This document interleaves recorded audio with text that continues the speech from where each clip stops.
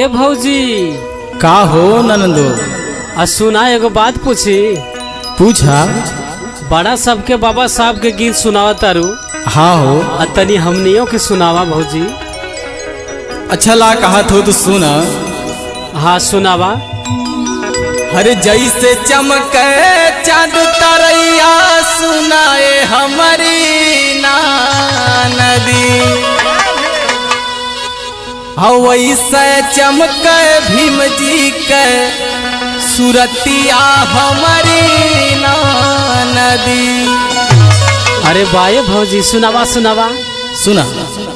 जैसे चमके चाँद तरैया सुनाए हमारी नदी, हर सुनाए हमारी नदी, वैसे चमके भीम जी के सूरतिया हमारी नदी।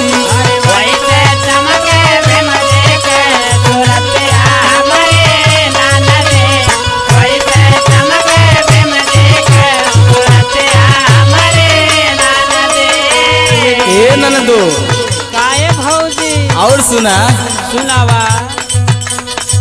जैसे महके फूल चमेलिया सुनाए हमारी नदी, हर सुनाए हमारी नदी, वैसे महके भीम जी के मूर्तिया हमारी नदी। अरे वैसे महके भीम जी के मूर्तिया हमारी नदी, वैसे महके भीम जी के मूर्तिया हमारी नदी।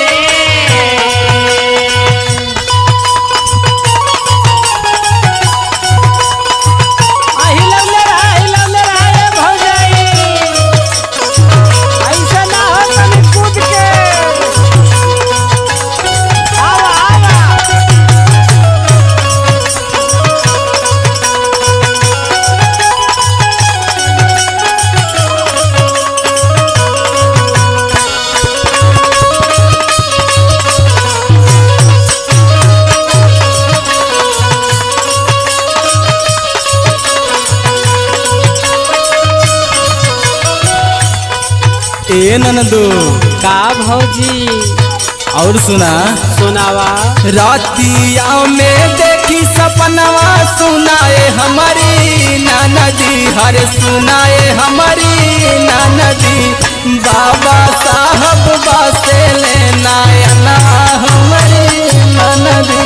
अरे बाबा साहब बासे ले नयनवा हमारी नदी, बाबा साहब बासे ले नयनवा हमारी नदी।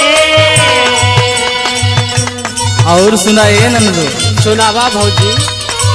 जकरे हाथे सोहेला कलमिया हमारी नदी, कलमिया हमारी नदी, पूजल कारा भीम के चारनिया हमारी नदी। अरे पूजल कारा भीम जी के चरनिया हमारी नदी, पूजल कारा भीम जी के चरनिया हमारी नदी।